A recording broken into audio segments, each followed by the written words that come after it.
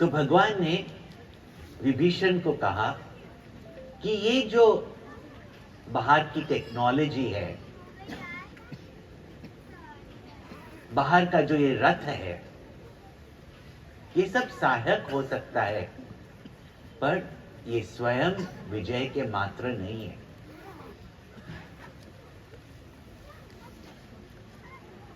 और विभीषण को वो रथ के दृष्टांत से एक सुंदर वर्ण करते हैं कि ऐसा धर्ममय रथ जिसका हो, और धर्म सद्गुणों से बनता है। हमारे जीवन में धर्म का पालन सद्गुणों से होता है, और ये सद्गुण क्या है जिससे हमें अपने जीवन का धर्म रथ बनाना है। What are those virtues? और सुंदरता ये है कि हर एक जो सद्गुण है वो भगवान ने इस रथ के दृष्टांत में दिया है। और पहले कहा कि इस रथ के दो पहिए जो हैं वो है सौरज और धीरज। ये कल हम विस्तार में सुन चुके हैं कि सौरज यानी कॉन्फिडेंस, धीरज यानी फॉर्टिट्यूड। और ये दो पहिए एक आगे बढ़ाता है और एक चलते रहता है जब तक हम अपने लक्ष्य पर नहीं पहुंचे। हमारा लक्ष्य, चाहे हमारी सफलता जो हम चाहते हैं वो चाहे मटेरियल हो या स्पिरिचुअल हो, आधुनिक हो या आध्यात्मिक हो, इन दो पहियों की आवश्यकता है, और वह है सौरज और धीरज, कॉन्फिडेंस एंड फॉर्टिट्यूड। कि हमारे मन में ये शून्यता होनी चाहिए और दूसरी धैर्य होना चाहिए। अब भगवान आगे कहते हैं, और मैं आशा रखता हूं कि आप सब ने ये पुस्तिका लाई होगी या श्री रामचरितमानस लाए होंगे, और जैसे यह विभीषण गीता दोहराई जाएगी आप भी गाइएगा। दोहराइएगा। सौरज धीरज तेहि रथ चाका, सौरज धीरज तेहि रथ चाका, सत्यशील दृढ़ ध्वजा पताका।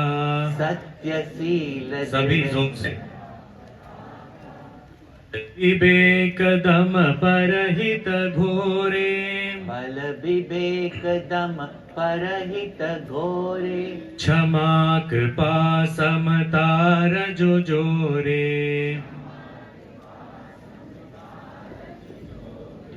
ईस भजनु सारथी सुजाना, विरति चर्म संतोष कृपाना। दान पर सुबुद्धि शक्ति प्रचंडा, पर विज्ञान कठिन को दंडा।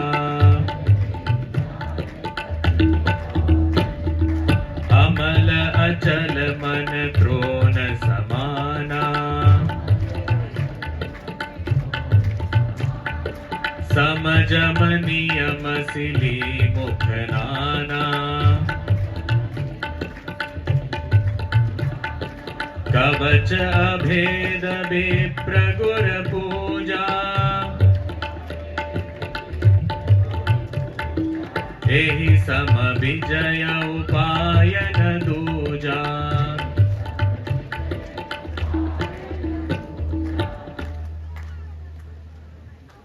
अब भगवान रथ के ऊपर जो ध्वज है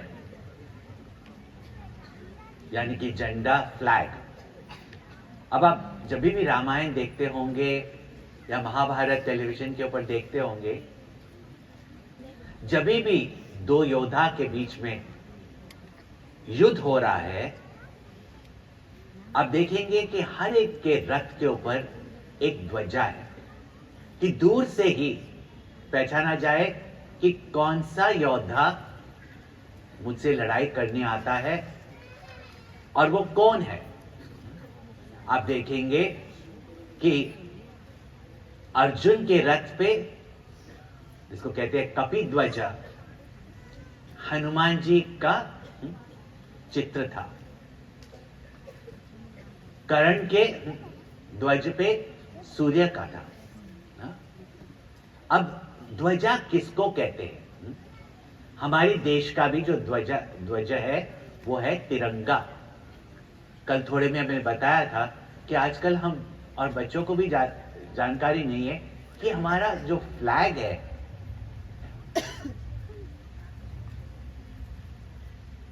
उसके ये 3 रंग क्यों है, कि हर एक फ्लैग इज ए सिंबल, एक प्रतीक है।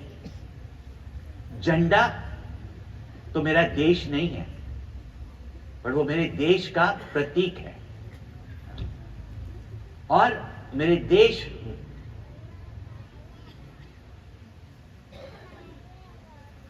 किस आदर्श के ऊपर बना हुआ है, टिका हुआ है, खड़ा हुआ है, वो हमें जानना चाहिए।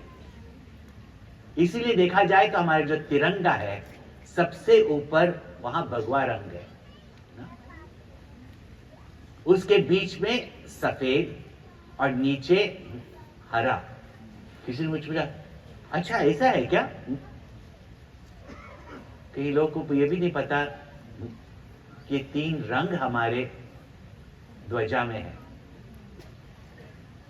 सबसे ऊपर जो अध्यात्म ज्ञान, और अध्यात्म ज्ञान का लक्ष्य है त्याग, संन्यास।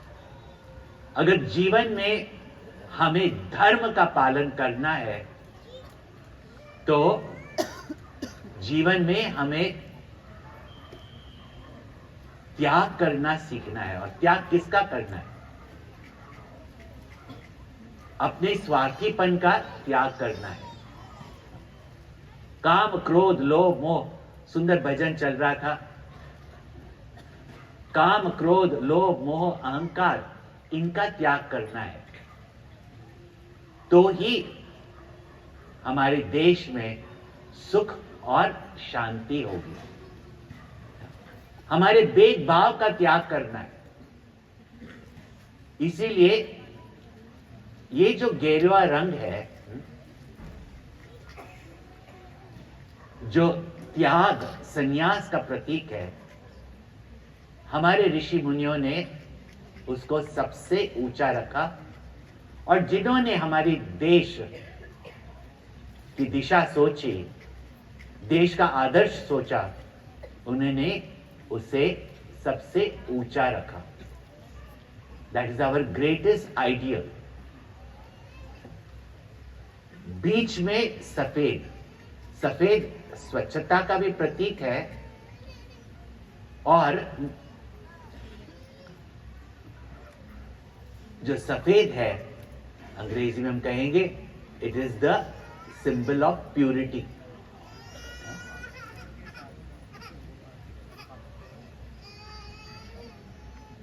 और तीसरा जो हरा रंग है, और हरियाली जब हम देखते हैं,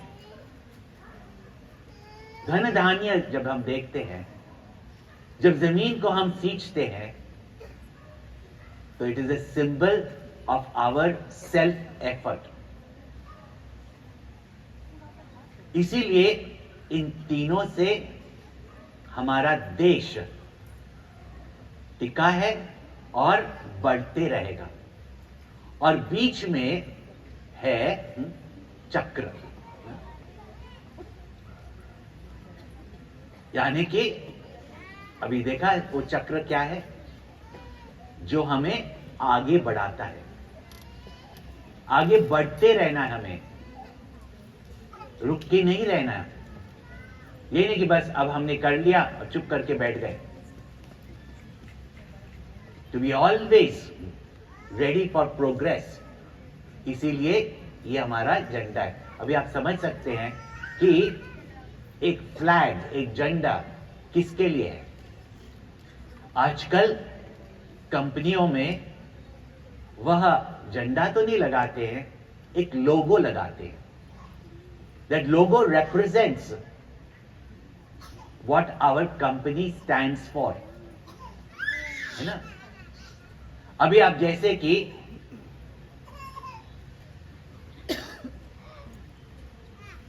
कोई भी कंपनी जो दुनिया में जिसका लोगो आप जानते हैं, तो बहुत छोटे बच्चे हैं, रो रहे हैं, तो थोड़ा बाहर लेकर जाओ, वो शांत हो जाएगा।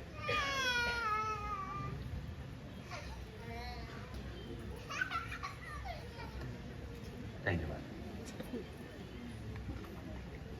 और दो छोटे छोटे बच्चों के साथ जो आए हैं, अगर उनके बच्चे थोड़े रेस्टलेस हो रहे हैं तो आप पीछे लेकर जाइए, तो थोड़ा सा वो बाहर भी जा सकते हैं। लेकिन यहाँ हमें शांति का वातावरण चाहिए, क्योंकि यहाँ ज्ञान की बात हो रही है, जिससे हमारे जीवन में वो ट्रांसफॉर्मेशन आए, हमारे विचार में। इसीलिए ध्यान से सुनिए, और जो थोड़े बड़े बच्चे हैं शांत से बैठे रहिए।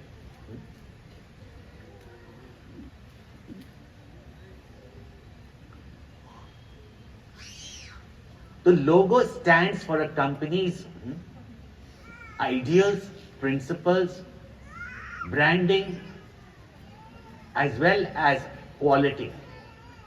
है कि नहीं? दूसरा, ध्वज है प्रतीक आपके यश का, फेम, पॉपुलैरिटी। सेम वे लोगो। इसलिए आप देखेंगे महाभारत में, रामायण में, कि जब दो योद्धा साथ में मिलते हैं और जब उनके ध्वज को गिरा देता है कोई भी योद्धा, उस समय वो उसको बता रहा है कि मैं तुमसे जीत पा सकता हूं। और जिसका ध्वज गिरा, वो उसकी हार हो गई। जिस समय ध्वज गिरा, जब अंग्रेज के रूल से हमें छुटकारा पाना था, तो जिस समय हमने अंग्रेज का ध्वज नीचा किया, उस समय हम जीत गए।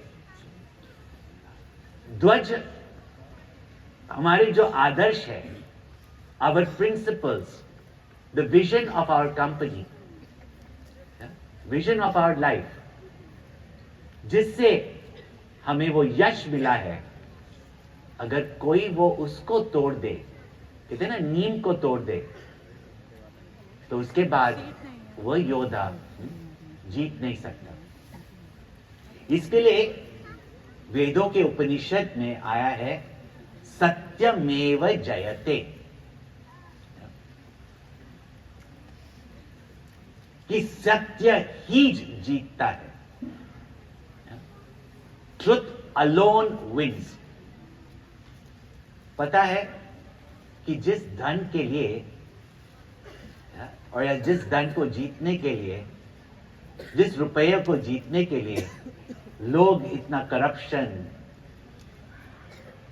वैर, अपने परिवार में लड़ाई करते हैं, उस हर एक नोट पे आज जाकर देखना, लिखा हुआ है सत्यमेव जयते। कभी देखा है आपने नोट पे? हम खाली नंबर देखते हैं ना, उसमें लिखा हुआ है सत्यमेव जयते। लेकिन उसका दूसरा आधा भी है, नानृतम। कभी भी झूठ जीत नहीं सकता, कि झूठ का कोई आधार नहीं है। तो कहा सत्यमेव जयते। यहां भगवान कहते हैं कि ऐसे धर्ममय रथ जिससे हमारे जीवन में अवश्य जीत, अवश्य जय होगा, उस रथ का जो ध्वजा है, दृढ़ ध्वजा है, वो है सत्य। अब सत्य किसको कहते हैं? जो है और जो हमेशा रहेगा उसको कहते हैं सत्य। ऐसे तो परमात्मा ही सत्य है, ईश्वर सत्य है, सत्य ही शिव है और शिव ही सुंदर है। सत्यम शिवम सुंदरम। तो जीवन में भी सुंदरता है, सुख है, जब हमारे जीवन में शिव है। और जब शिव का अर्थ ही क्या है? जो सत्य है। तो परमात्मा सत्य है और ये जो पूरा जगत है जो बदलते रहता है, ये तो माया ही है। जो है उसको सत्य कहते हैं। अब जब भी किसी को हम कहते हैं सत्य के बारे में, हमारा कहना होता है सत्य बोलो। जैसे माता पिता बच्चों को बोलते हैं, बेटा बेटी हमेशा मम्मी डैडी को सत्य ही बोलना। और वही पिता अगर किसी ने बैंक में से फोन किया लोन के पेमेंट के लिए, तो पिताजी कहेंगे, बेटा उसको बोलो पिताजी घर पे नहीं है। लेकिन अगर बेटा ने बाप से ये बात सीखी होगी ना, तो कहेगा पिताजी कहते हैं वो घर पे नहीं है।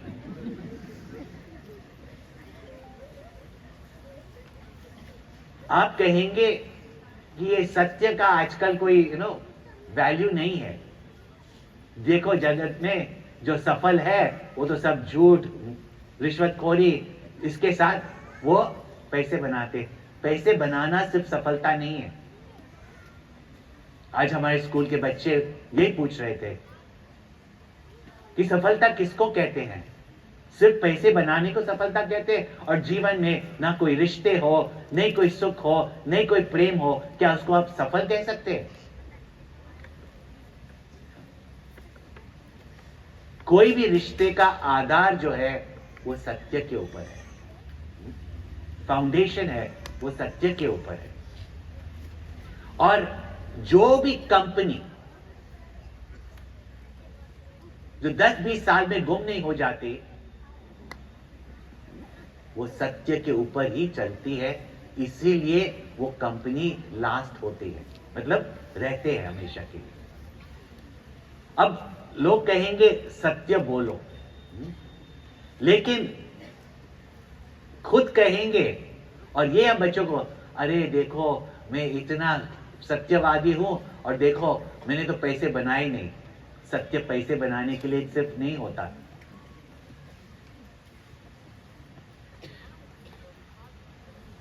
दूसरी बात ये,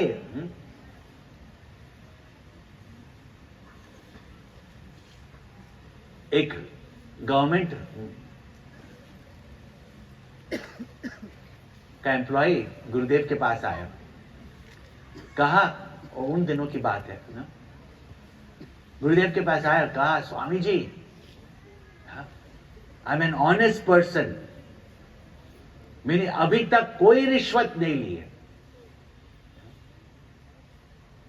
तो गुरुदेव ने पूछा, कौन से डिपार्टमेंट में काम करते हो? बोला, वो डिपार्टमेंट जहां कोई आता ही नहीं है।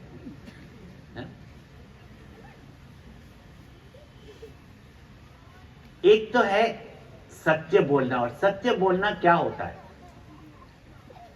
कि जो हम जानते हैं कि वो है और जैसा है उसको हम कहते हैं, उसको कहते हैं सत्य। उससे जो अलग है उसको कहते हैं असत्य, झूठ। अब जब सत्य हम कहते हैं, कभी कभी आप देखेंगे सोशल मीडिया में क्या क्या लोग फैलाते हैं ना, और आप भी उसको फैलाते हैं देखने के बिना। कितनी अफवाहें फैलती है और जानने के बगैर आप खुद भी उस अफवाहों को फैलाते हैं, वो गॉसिप्स को फैलाते हैं। जब तक जाने नहीं हम बोले नहीं। हाँ? तो बोलने का जो सत्य है, जो हम ठीक से जानते हैं, जो सही प्रमाण से हमें ज्ञान हुआ है जिस चीज का, इसीलिए हमारे ऋषियों ने कहा सत्यम वद। अगर कुछ बोलना है तो सिर्फ सत्य ही बोलो। जो सत्य नहीं पता है तो बोलो मत। कितनी बार अगर कोई बोलेंगे अरे इसके बारे में पता है आपको? नहीं पता तो नहीं है, पर मुझे लगता है कि ऐसा होगा। वो एक ओपिनियन है, वो सत्य नहीं है।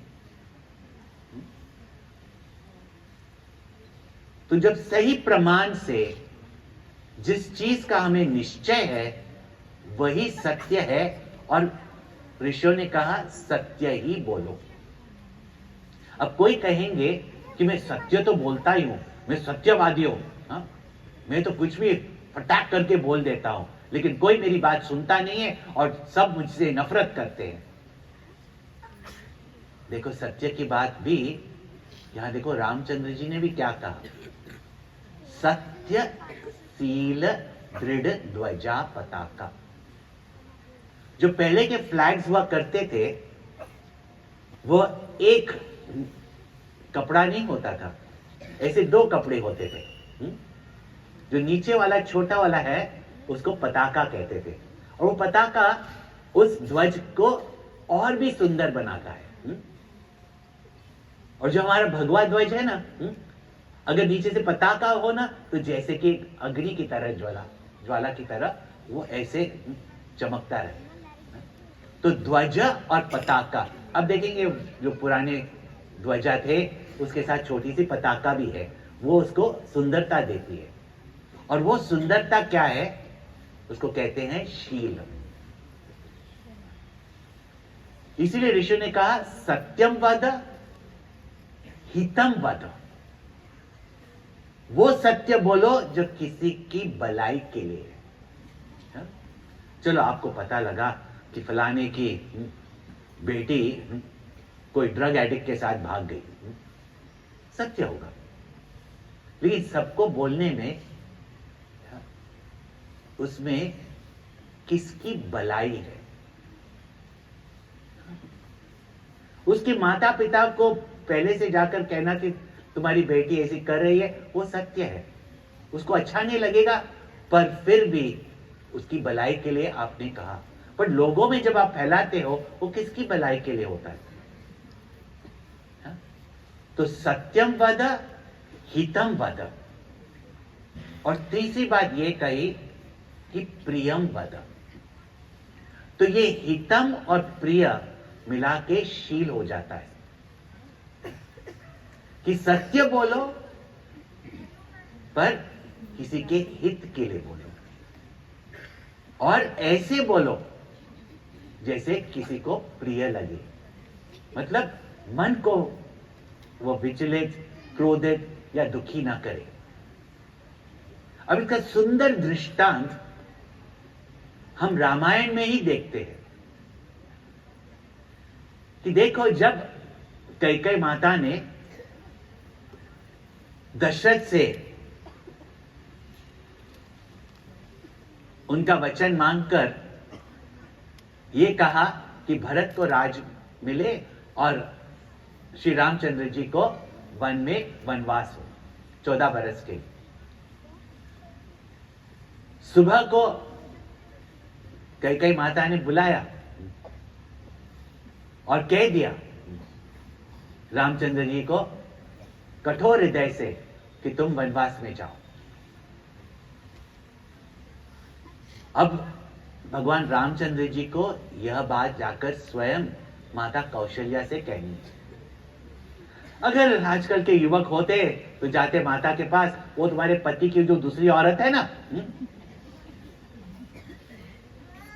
she has dumped me to the forest। आजकल हिंदी नहीं बोलते ना, इंग्लिश बोलते। और वो सत्य होता, उसमें कोई झूठ नहीं है। पर उससे पिता का अपमान, माता का अपमान, और कौशल्या माता जो वहां बैठी हुई है यह सूचना लेकर कि मेरे राम राजा बनकर आने वाले, युग कुमार बन के आने वाले हैं, उसके हृदय को क्या कष्ट होगा। और उसके मन में अगर उस समय क्रोध, द्वेष और दुख उसके हृदय में उत्पन्न हो, तो उस 14 साल कैसे सहन कर सकेगी। देखो, रामचंद्र जी जाकर यही सत्य किन शब्दों में कहते हैं। कहते हैं, पिता दीन मोहे कानन राजू, कि पिता ने मुझे राज दिया है, और किसका? जंगल का राजा बनाया है मुझे, हा? और इससे मेरी भलाई ही होने वाली है।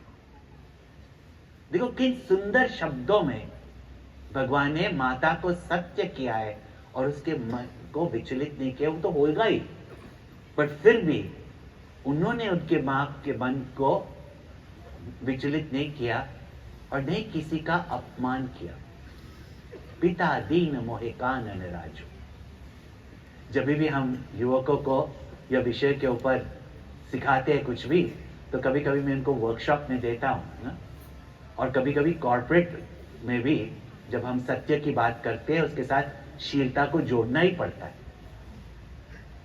कितने सारे ऐसे सत्यवादी है जो लोग उसको कभी सुनते भी नहीं है, क्योंकि जब वो बोलते हैं इतना अप्रिय बोलते हैं ना, चिल्ला चिल्ला के ना, तो लोग उनको सुनते भी नहीं है। The truth must be communicated in an effective manner.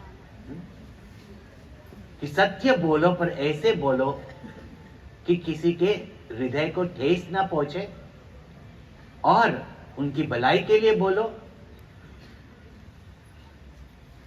तो कभी कभी मैं उनको कहता हूं, और स्पेशली कॉर्पोरेट में अगर होते हैं ना, अधिकतर कभी कभी पुरुष होते हैं, तो कभी कभी मैं उनको एक्सरसाइज देता हूं कि आप आए हैं अभी इधर वर्कशॉप के लिए, अपना शहर छोड़कर भी आए हैं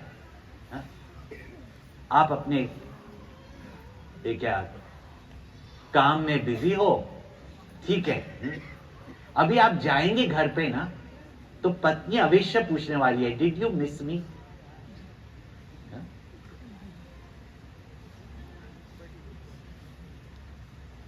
तो क्या बोलोगे? तो बहुत से लोग हंसते हैं और कहते हैं, हम तो झूठ ही बोलेंगे कि हमने मिस किया। तो वो झूठ हो गया ना। और कोई कोई ऐसे होते हैं, हम सीधा बोलेंगे, अरे बहुत सारा काम था, और तुमको बोल रहे मिस करना, अरे जीने की फुर्सत नहीं थी उधर। अब सत्य बोला, लेकिन पत्नी को दुख तो होगा ना। तो जहां सब पति जो बैठे हुए हैं ना, कैसे अपने पत्नियों को बोलोगे कि मैंने मिस नहीं किया, पर उसके हृदय को ठेस ना लगे। विचार करके देखो, इतना आसान नहीं है। बहुत से लोग तो बोलेंगे, अरे बोल दो ना, आई मिस्ड यू, उसको विश्वास हो जाएगा तो ठीक है। तो सत्य कैसे बोले? इसलिए देखो, हम जब अपनी देवी देवताओं की जो हम आराधना करते हैं, सरस्वती को वाणी देवी कहते हैं ना, इसलिए देखो सरस्वती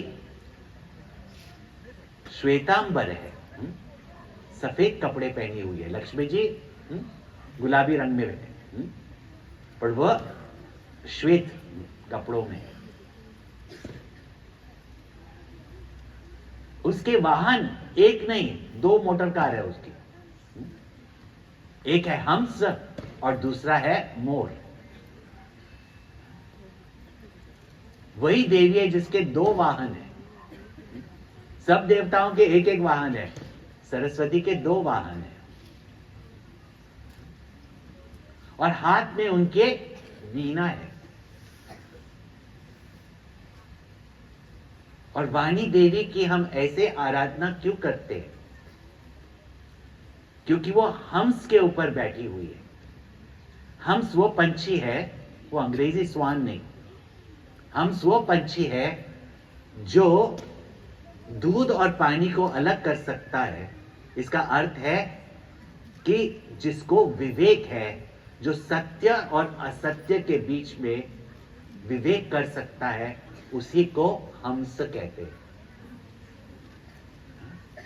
तो जिसको विवेक शक्ति है, तो जो भी हम बोले सत्य और असत्य का विवेक कर कर हम बोले।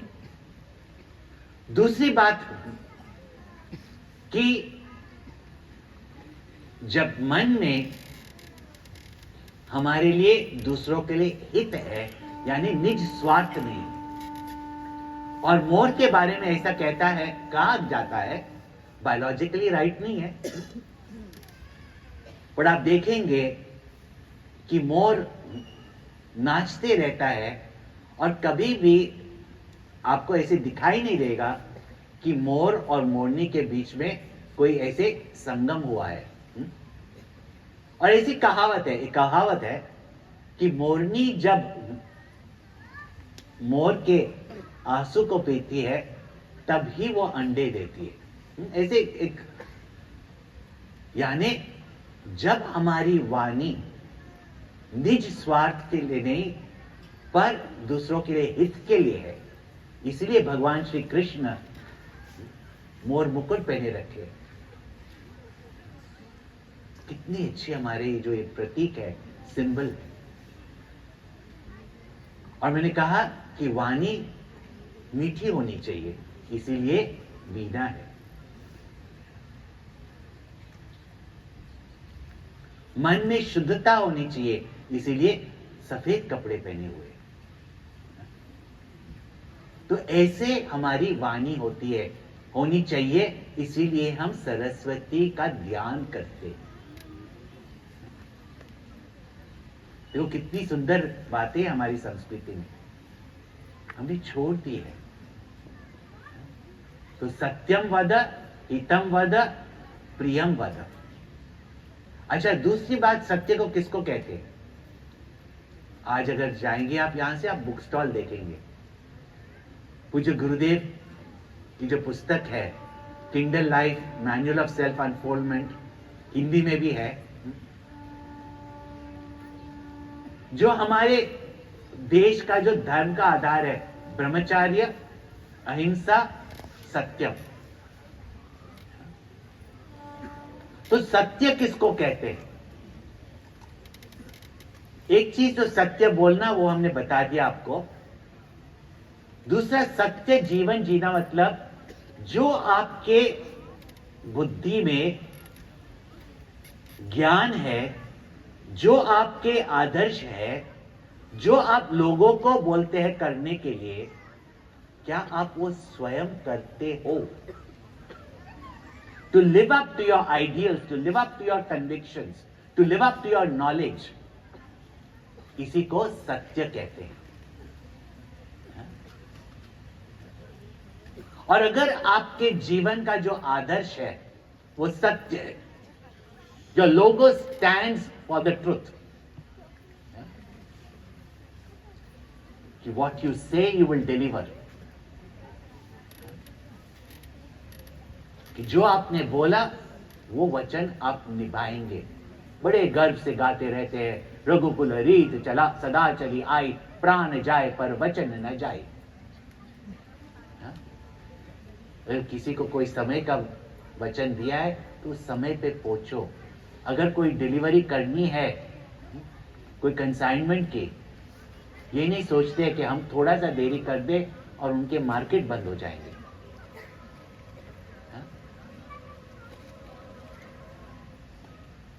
कितनी अपॉर्चुनिटीज हमारे देश में आई है फॉर एक्सपोर्ट्स, और बहुत सालों के बाद अब कुछ हो रहा है।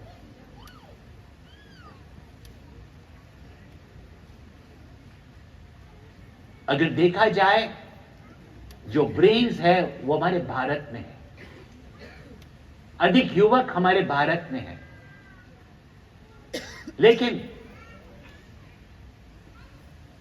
जो प्रोडक्ट क्वालिटी हमारे भारत में बन सकती है वो चाइना में भी नहीं बन सकती। लेकिन हमारा भारत हर बार बढ़ते बढ़ते फिर क्यों गिर जाता है? कि हम टाइम पे डिलीवर नहीं करते। जिस क्वालिटी में हमने कहा, क्योंकि जो हमारी बुद्धि है वो विवेक करके, ज्ञान प्राप्त करके जब मन को आदेश देती है, तो मन उनके अनुसार जब कोई कार्य करता है तो कहते हैं कि वो सत्य कार्य हुआ। लेकिन आपकी बुद्धि एक बात कहे और मन जाके कुछ और ही कर ले, तो सोचो क्या होगा। विचार करके देखो। अब देखो कि कोई आपको झूठ बोलते हुए या कोई करप्शन करते हुए किसी ने पकड़ा नहीं आपको, ठीक है। कोई चोर पैसा चोरी करके भी भाग गया, उसको किसी ने पकड़ा नहीं।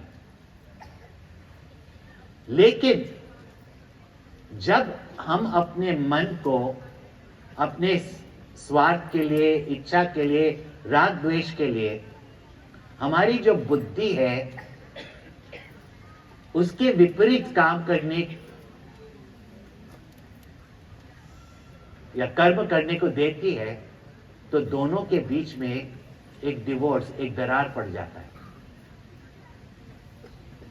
और एक समय ऐसे आता है कि आपकी बुद्धि, और आप सोचते भी होंगे ऐसे ना, मुझे मालूम था मुझे ये नहीं बोलना चाहिए था, फिर भी मैं बोल गया, मुझे ये नहीं करना चाहा, फिर भी मैंने कर दिया। फिर लोग बोलेंगे, अरे शनि का प्रभाव है, शनि मंदिर में जाके पूजा करो।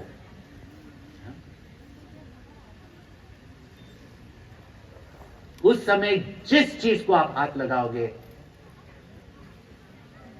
वह नाशी हो जाएगा, चाहे कंपनी हो, चाहे रिश्ते हो। क्योंकि एक बार आपने अपने मन और बुद्धि के बीच में, देखो रिश्तों के बीच में भी एक झूठ, उसके बाद एक दूसरे में ट्रस्ट नहीं रहता ना। देखो, तो बाहर पहले कुछ भी हो जाए, लेकिन अंदर ये दरार पड़ जाएगी, तो आखिर में जो आपकी बुद्धि कहेगी उसका उल्टा आपका मन करेगा। तो वही सफलता, वही जय हार में बदल जाएगा। ये मनोविज्ञान की बात है। लेकिन जिसका जीवन सत्य के ऊपर, जिसकी कंपनी सत्य के ऊपर, जिसका जॉब या प्रोफेशन सत्य के ऊपर दृढ़ है, उसका झंडा, उसका यश कोई नहीं गिरा सकता। कि जीवन में कभी लॉसेस भी होंगे। कितने ही ऐसे लोग हैं जिसके सब पैसे चले गए, कंपनी बंद होने लगी, फिर भी उन लोग अपने आदर्श के ऊपर खड़े रहे, और आज वो दुनिया की सबसे बड़ी कंपनीज है, और बहुत से ऐसी कंपनी हमारे भारत में है।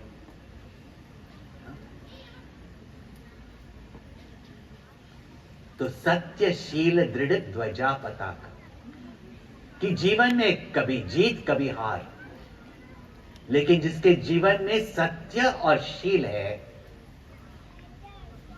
उसका यश, उसकी रेप्यूटेशन, उसकी इज्जत कोई नहीं लूट सकता, उसको कोई नहीं तोड़ सकता, उसको कोई डरा नहीं सकता। देखो, जिस समय आपने झूठ बोला, भले कोई आपको पकड़े ना पकड़े, लेकिन आपको भय तो लगेगा ही कि किसी को पता चल जाएगा तो देखो, मन और बुद्धि के बीच में ये जो वृत्तियां जो आपको विचलित कर देती है, ये आपके मन और बुद्धि के बीच में दरार पैदा कर देती है, विश्वास टूट जाता है लोगों का। इसीलिए कहा सत्यशील दृढ़ ध्वजा, इसका कहा दृढ़ ध्वजा पताका। अब पहिए क्या है, ध्वज क्या है इस रथ का।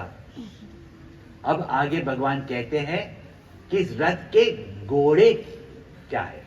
तो कहा बल विवेक दम परहित घोरे। बल विवेक दम परहित, ये 4 रथ के घोड़े हैं। आप देखेंगे जितने भी रथ थे रामायण महाभारत में, ये घोड़ों से चलते थे। आज भी मैं आपसे पूछूं, आपकी जितनी भी कार है कौन से पावर से चलती है? Bull power, cow power, cat power या हॉर्स पावर?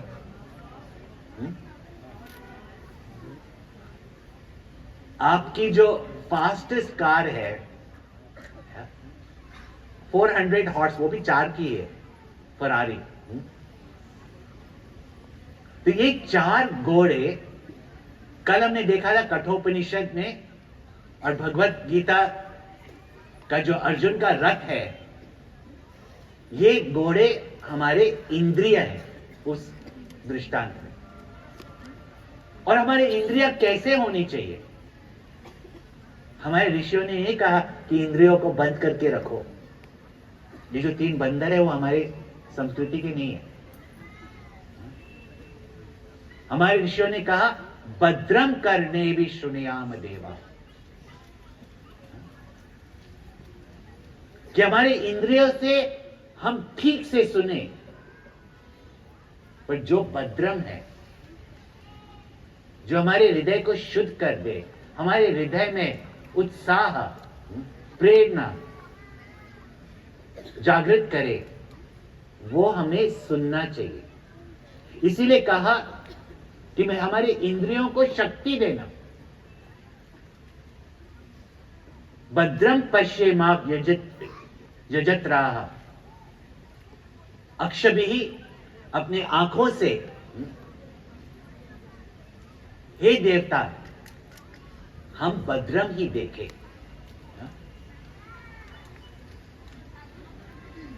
इसलिए उपनिषद के मंत्र में कहा बलम इंद्रियाणि सर्वाणि, हमारे इंद्रियों को बल देना। हमारे ज्ञान इंद्रियों को, जैसे आंख, नासिका, जिह्वा, कान और त्वच, स्किन, और कर्म इंद्रिया, हाथ, पैर, जो हमारी वाणी है, और जो जन इंद्रिया और गुण इंद्रिया है, उनमें शक्ति होनी चाहिए। हमारे ऋषियों ने नहीं कहा कमजोर होना अच्छा होना है। तो बल होना चाहिए हमारे इंद्रियों में। और ये कौन सा बल? कि जो हमारा कर्तव्य है। अब जैसे कि कोई रेसलर है, उसको एक अलग किस्म का बल चाहिए, पर जो सर्जन है उसको अलग किस्म का बल चाहिए। आपने कभी सोचा है हमारे घर की माताओं का बल क्या होगा, जो हर दिन छुट्टी के बिना काम करते हैं? अपने कर्तव्यों करने का जो बल है वो हमारे इंद्रियों में होना चाहिए, कर्म इंद्रियों में और ज्ञान इंद्रियों में। इसको कहते हैं बल। अब देखो, अगर रण मैदान में हमें घोड़ों के साथ जाना है तो घोड़ा कमजोर होगा तो कैसे चलेगा बताओ? एक्चुअली जैसे मैं उज्जैन में आया, बहुत समय के बाद मैंने एक छोटे छोटे टट्टुओं को देखा।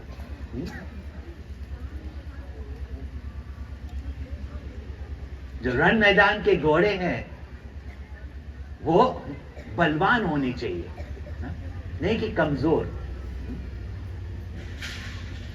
अच्छा, दूसरी बात कि घोड़ों में विवेक होना चाहिए।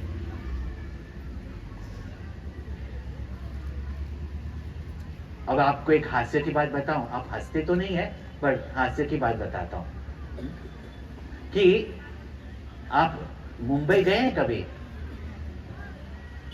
वहां एक जगह है जिसको कहते हैं मरीन ड्राइव। पुराने पिक्चरों में आपने देखा होगा कि जब भी कोई हनीमून के लिए जाता है, ये विक्टोरिया घोड़े गाड़ी में बैठकर गाना गाते थे वो उस समय। आज भी कभी कभी वो विक्टोरिया चलती है उधर, जिसको विक्टोरिया कहते हैं, यानी घोड़े गाड़ी को। एक हनीमून कपल गए घोड़े गाड़ी पे बैठ कर, पिक्चरों में देखा था। अब ये जो घोड़े गाड़ी को चला रहा था, घोड़ा थोड़ा सा आगे बढ़ा फिर रुक जाता था। उसको कितना भी वो चाबू का आवाज सुना था, मारना तो नहीं चाहिए पर चाबू का आवाज सुना था, वो घोड़ा आगे ही नहीं बढ़ता था। अब ये हनीमून कपल बैठे हुए, तो जो घोड़े वाला था वो गाड़ी से उतरकर आगे गया और भांगड़ा करने लगा और घोड़ा चलने लगा।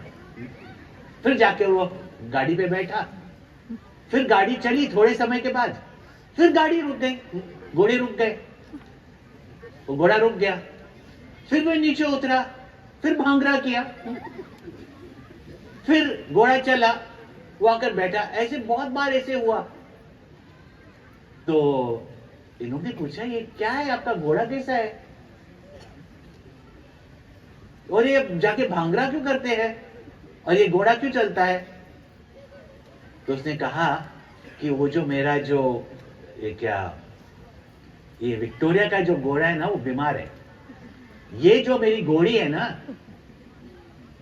ये वो शादी की घोड़ी है।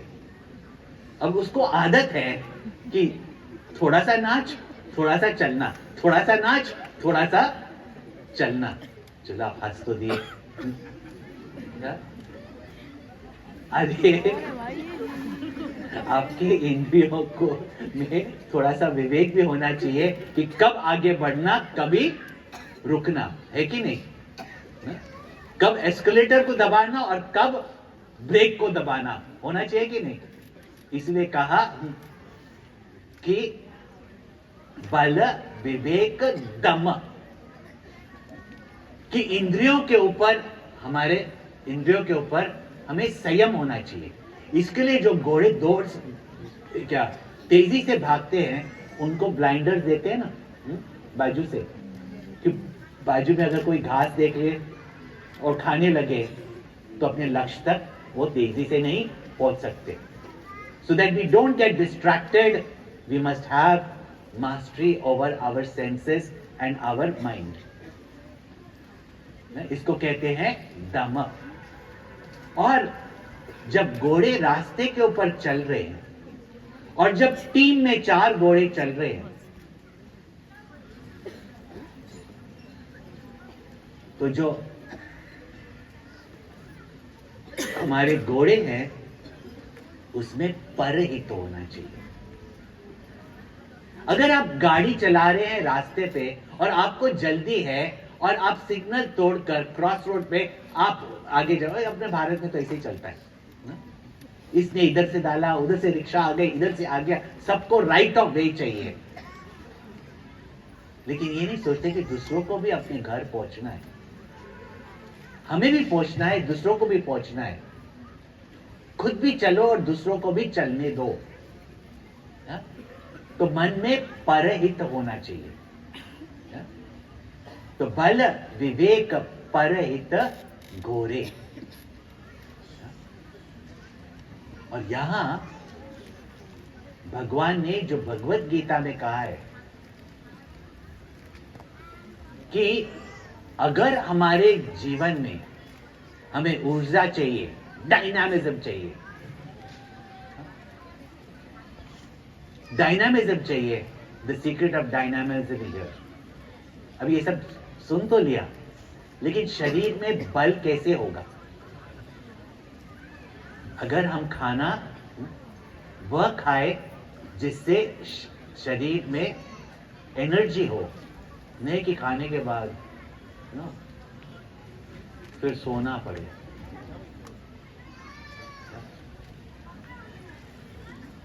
रेगुलर शरीर में एक्सरसाइज हो तो शारीरिक बल उससे बढ़ता है। और आप देखेंगे एक बच्चा भी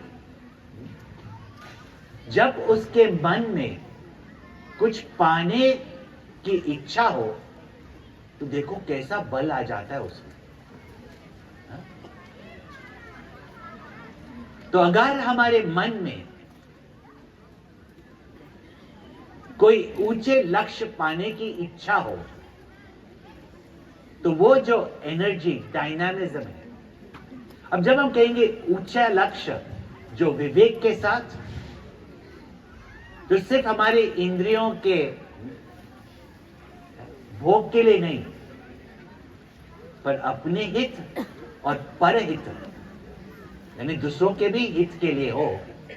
जब ऐसा जीवन में हमारा लक्ष्य होता है और उससे हमें प्रेरणा मिलती है, उससे हमें प्रेम होता है, that is the secret of dynamism. That is the secret.